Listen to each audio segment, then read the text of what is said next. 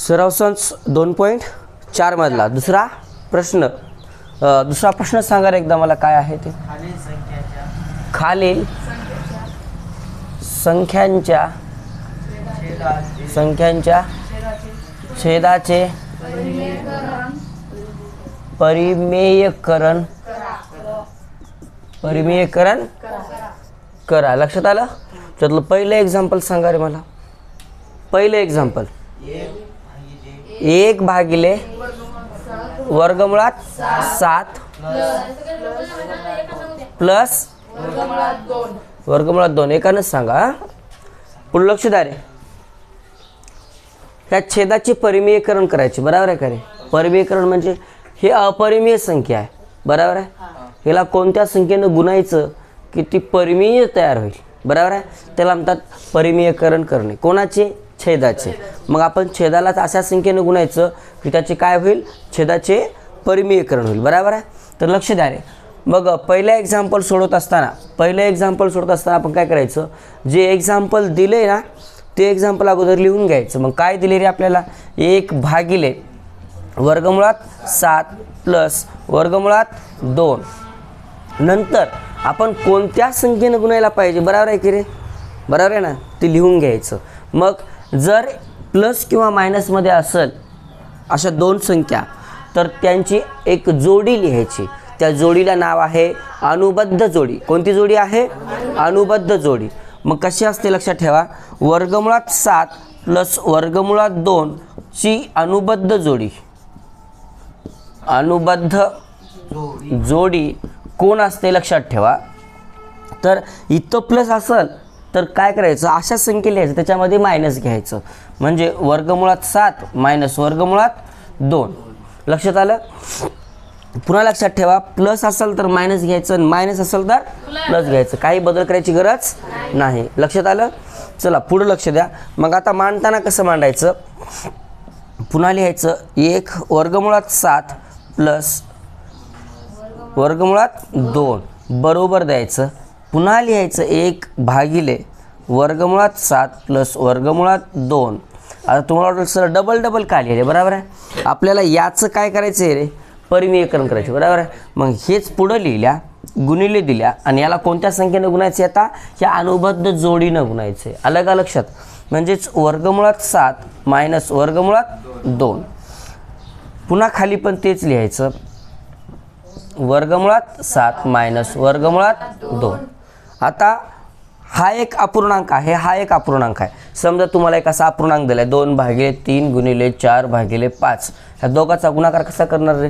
वरल्याचा गुणाकार आणि खाल्ल्याचा गुणाकार. 2 गुणिले 4 3 गुणिले 5. बरोबर आहे. तशाच पद्धतीने आपण काय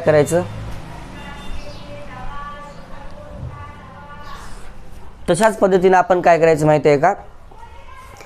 इथं पण करायचं. बरोबर आहे. मग 1 याला गुणायचं म्हणजे 1 कोण्याही संख्येला गुणा. काही बदल होत नाही.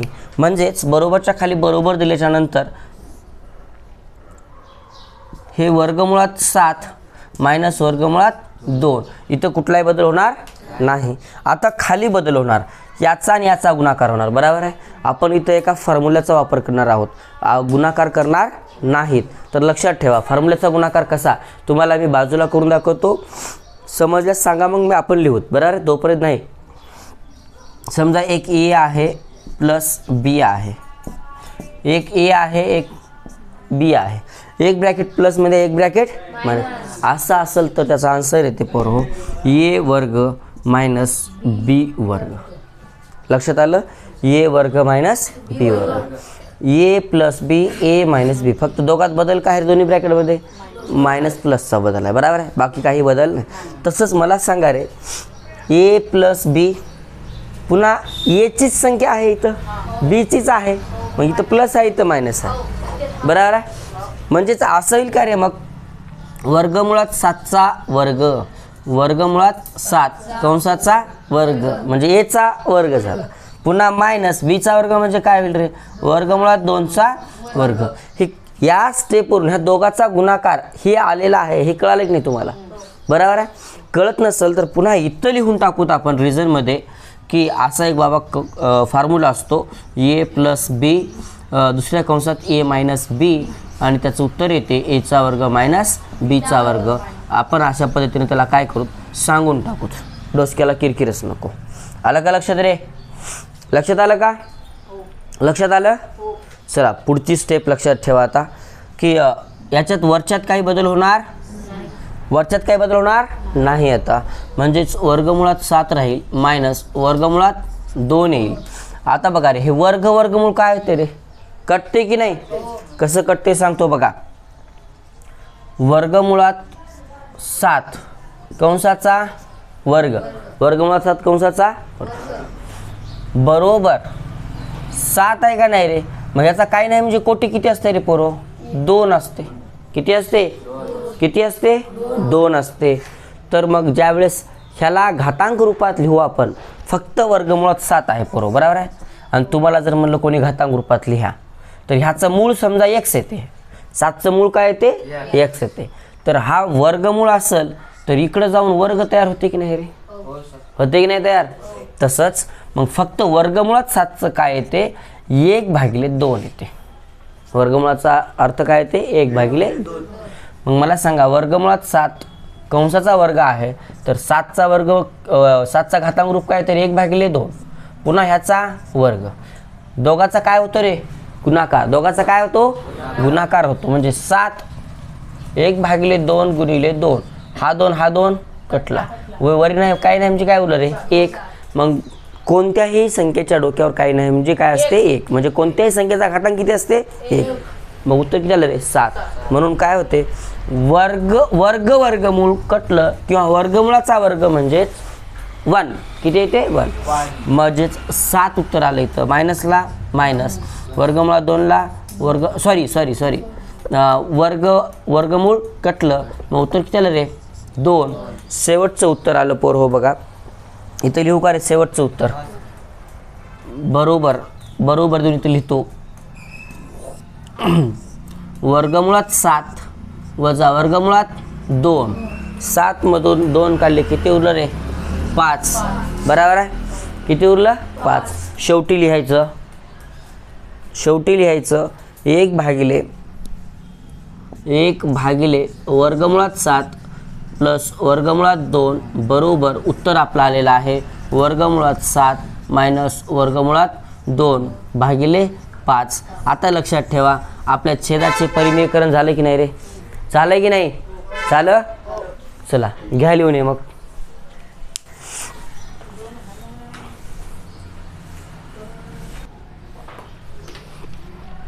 आता लक्ष द्या रे, ह्याच प्रश्नातलं किती उदाहरण आहे रे?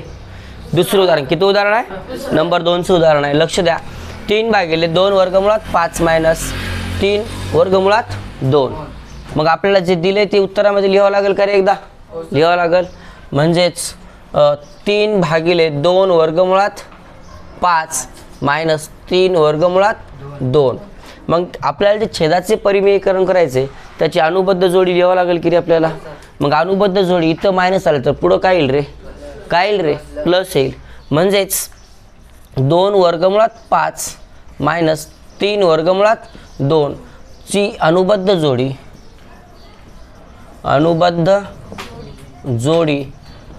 काय तयार होईल रे? 2 वर्गमुळात 5 मायनस आहे, मायनस इथं काय येईल रे? मग प्लस 3 वर्गमुळात 2. आलं लक्षात? मग आपण इथं म्हणून असं लिहू शकता का रे? आपलं जे दिलं होतं एक्झाम्पल ते घेऊत. आपलं काय होतं रे? 3/2 वर्गमुळात 5 मायनस 3 वर्गमुळात 2 हे आपल्याला एक्झाम्पल दिलेलं आहे. मग त्याच्या पुढं लिहिणार आपण 3/2 वर्गमुळात 5 मायनस 3 वर्गमुळात 2. आपण पुन्हा डबल लिहिलोत. आता गुणले देऊन याला काय करणार आपण रे? अनुबद्ध जोडीनं गुणाकार करणार. मग अनुबद्ध जोडी कोणती आहे रे आपली? ही आहे. 2 वर्गमुळात 5 प्लस 3 वर्गमुळात 2 ही आहे अनुबद्ध जोडी. पुन्हा खाली पण तेच घेणार आपण. 2 वर्गमुळात 5 प्लस 3 वर्गमुळात 2. त्यानंतर बरोबर द्यायचं. आता दोघाचा काय करायचे रे आपल्याला, या दोघाचा गुणाकार करायचंय. काय करायचंय, गुणाकार. मग गुणाकार कसा होईल, वरल्या वरल्याचा गुणाकार, खाल्ल्या खाल्ल्याचा गुणाकार. म्हणजेच मांडताना असं मांडता येईल का रे, 3 गुणिले 2 वर्गमुळात 5 प्लस 3 वर्गमुळात 2 कंस बंद, प्लसमध्ये असल्यामुळे कंसात घ्यायचं आपण, आणि भागिले ए मायनस बी, ए प्लस बी. मग अगोदर मायनस येऊ द्या किंवा नंतर मायनस येऊ द्या, काही फरक पडत नाही. परंतु 2 कंस आले की रे, कोणासारखे कंस आले रे, बघा रिझनमध्ये लिहूतो आपण, ए मायनस बी आणि ए प्लस बी असे जरी असतील, मागं मुडं जरी कंस असतील, तर याचं उत्तर काय येते, ए वर्ग मायनस बी वर्ग. लक्षात आलं का रे, लक्षात आलं. मग म्हणून मला इथं असं लिहिता येते का रे, 2 वर्गमुळात 5चा वर्ग, 2 वर्गमुळात 5 कंसाचा वर्ग मायनस पुन्हा रे 3 वर्गमुळात 2 कंसाचा वर्ग. आलं का लक्षात रे. या दोघाचा गुणाकार डायरेक्ट फॉर्म्युल्यानुसार केला आपण तर असा येतो का, गुणाकार करायची गरज नाही. करीत बसलं तर जागा पुरवल काय आपल्याला, ह्याकडचं त्याकडला जाईल ना, मग ते बरोबर आहे, दिवसभर गणित संपणार नाही. तर लक्ष द्या, बरोबर. पुढची स्टेप, 3 दोन्ही 6 वर्गमुळात 5 बरोबर आहे, प्लसला प्लस 3 त्रिक 9 वर्गमुळात, पुन्हा 2चा वर्ग 4, इथं गुणिले असते, गुणिले वर्गमुळाचा वर्ग, वर्गमूळ कटलं, उरलं किती रे, फक्त 5, मायनसला मायनस 3चा वर्ग 9, वर्गमुळाचा वर्ग म्हणजे कटलं, उरलं किती मग 2. पुढची स्टेप, 6 वर्गमुळात 5 प्लस 9 वर्गमुळात 2, 4 पंचे 20 मायनस 9 दुनी 18. त्याच्या पुढची स्टेप इथं लिहितो, त्याच्या पुढचं एक्झाम्पल, बरोबर 6 वर्गमुळात 5, 6 वर्गमुळात 5 प्लस 9 वर्गमुळात 2, 20 मधून 18 काढले, किती उरले रे पोरू, किती उरले रे, 2 उरले. शेवटी उत्तर असं लिहून टाकायचं. मग म्हणजेच आपल्याला होतं 3 भागिले 2 वर्गमुळात 5 मायनस 3 वर्गमुळात 2, याचं उत्तर आलेलं आहे आपल्याला 6 वर्गमुळात 5 प्लस 9 वर्गमुळात 2 भागिले 2. हे असं जे आहे आपलं ते झालं छेदाचे परिमेयकरण. आलं लक्षात, लक्षात आलं का रे, घ्या लिहून मग.